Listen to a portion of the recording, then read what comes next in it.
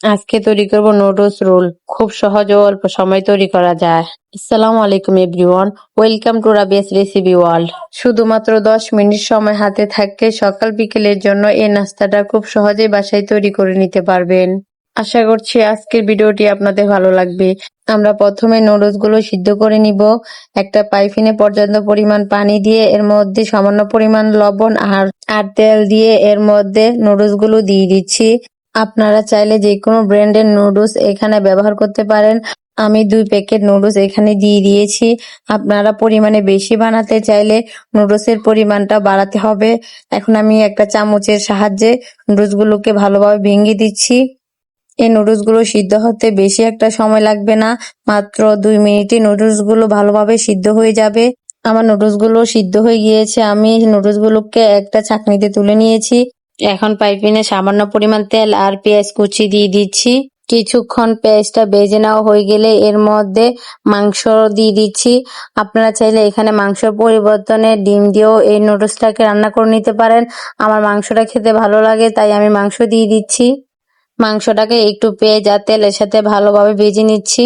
মাংসটা কিছুক্ষণ ভেজে নেওয়া হয়ে গেলে এখন এর মধ্যে আদা, রসুন আর জিরা বাটা অ্যাড করব 1 চা চামচ পরিমাণ।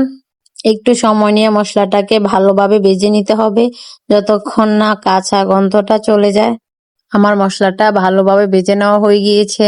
এখন এর মধ্যে 1/2 চা চামচ মরিচের গুঁড়ো আর পরিমাণ মতো লবণ দিয়ে দিচ্ছি। দিয়ে আবারও ভালোভাবে মাংসের সাথে মশলাটাকে মিশিয়ে নিচ্ছি। এর মধ্যে এক্সট্রা কোনো পানি অ্যাড করতে হবে না। মাংস থেকে যে পানি বের হবে এগুলা দিয়ে মাংস সিদ্ধ হয়ে যাবে। এখন মাংসটাকে এক সাইডে রেখে এর মধ্যে একটি ডিম দিয়ে দিচ্ছি। আমি ডিমটাকে আগে থেকে ফেটে রেখেছিলাম। আপনারা চাইলে এখানে ডিমটাকে স্কিপ করতে পারেন, আবার চাইলে শুধুমাত্র ডিম দিয়েও রান্না করে নিতে পারেন, মাংস না দিলেও হবে। সামান্য পরিমাণ লবণ দিয়ে ডিমটাকে ছোট ছোট টুকরো করে ভেজে নিচ্ছি। দেখুন আমি চামচের সাহায্যে কিভাবে ডিমগুলোকে ভেঙে দিচ্ছি। ডিমটা ভাজা হয়ে গেলে ডিম আর নুডলস এক করে এর মধ্যে নুডলস গুলো ঢেলে দিব। আমরা যে নুডলস গুলো আগে থেকে সিদ্ধ করে রেখেছিলাম সেই নুডলস গুলো এর মধ্যে ঢেলে দিচ্ছি।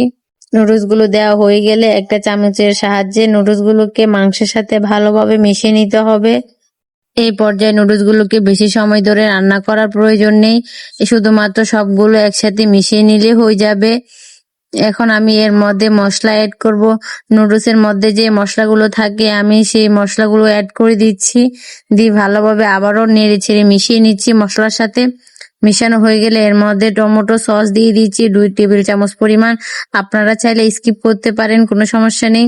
এখন আবারও সসটাকে ভালোভাবে সবকিছুর সাথে মিশিয়ে নিচ্ছি। আমার নুডলসটা রান্না করা হয়ে গিয়েছে। এখন আমি এগুলোকে তুলে নিব।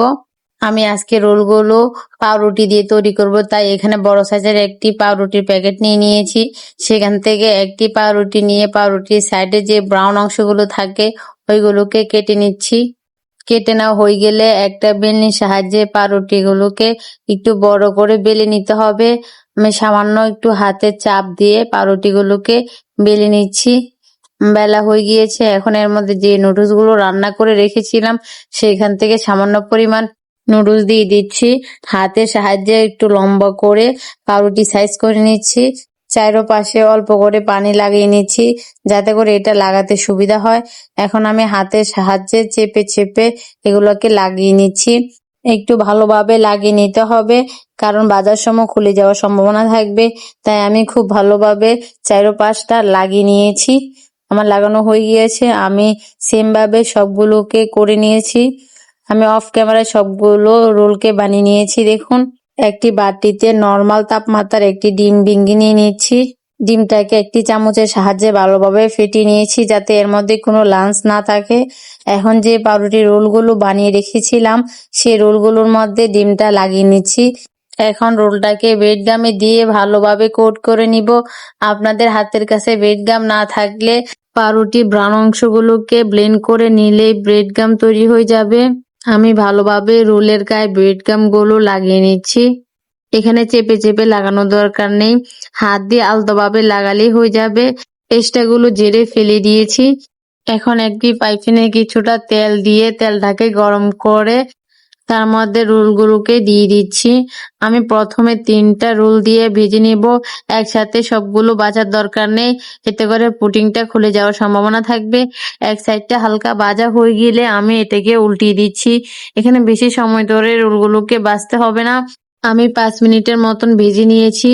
এখন একটি ছিদ্রযুক্ত চামিচের সাহায্যে তেলটাকে ঝরিয়ে রোলগুলোকে তুলে নিচ্ছি।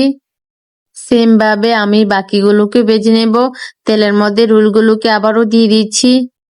এক পাশ ভাজা হয়ে গেলে আমি চামিচ দিয়ে রোলগুলোকে উল্টিয়ে পাল্টিয়ে ভেজে নিয়েছি।